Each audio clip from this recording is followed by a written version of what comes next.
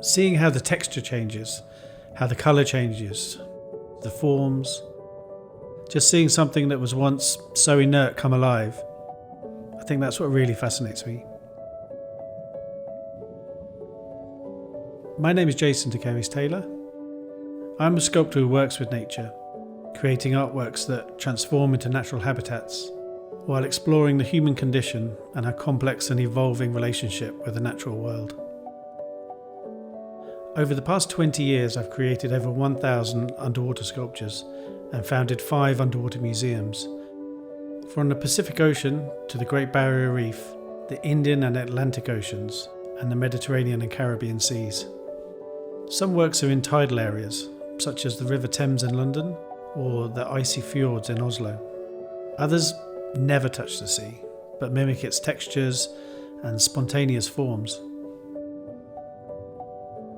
The sea is an incredibly powerful force, so working in that environment is particularly difficult. I have to choose tools and materials that really last for a long time and make sure it's environmentally sensitive. So the materials we use, they're all bioreceptive, pH neutral and designed for the marine environment.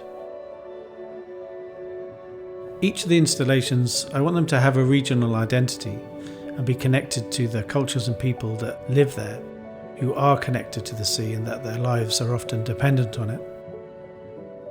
Many of the models are local fishermen, school children, teachers, doctors, and quite often I put them in different configurations that tell stories about the place itself, but also tell stories about the wider threats facing our world. Transporting tons of material from the shore and safely fixing them to the seabed is a huge challenge. When they enter the water, all the effort really pays off. They attract marine life, corals, sponges, they give hiding places for crustaceans and provide shelter for immense schools of fish. They also help control how people interact with the sea.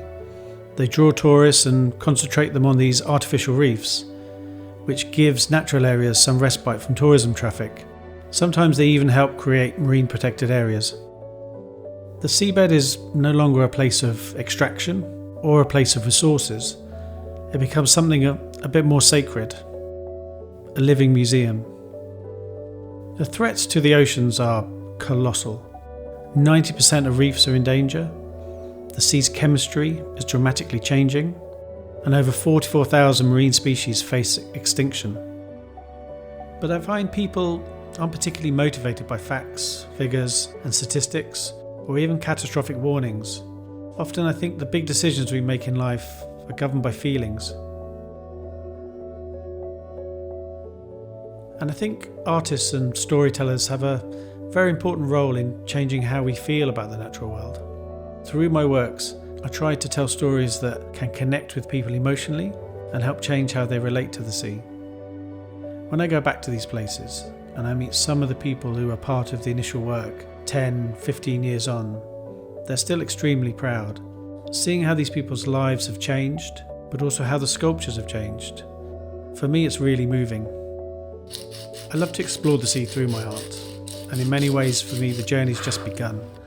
I've been working on plans, designs for large-scale structures like museum buildings, performance spaces, coastal flood defence systems, and artworks placed hundreds of metres deep to draw attention to deep-sea mining.